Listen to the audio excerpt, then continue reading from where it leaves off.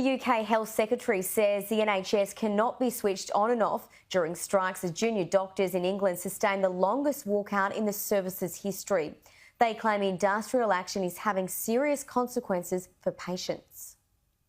I said to the receptionist that I'd rather die at home than die in hospital while waiting to be treated. Edwin was struggling to breathe and knew he needed help.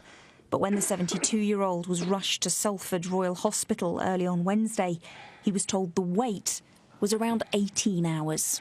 Salford Royal says it's a challenging time and people with less urgent conditions are likely to experience longer waits. What do you want? When do you want it? Now! Junior doctors are currently taking part in the longest strike in NHS history. The government says it's having serious consequences, but the BMA union argues they'd stop the walkouts with a decent pay offer. If the government came to us today with that offer, we could cancel these strikes and never need to strike again. But unfortunately, that offer has not been forthcoming.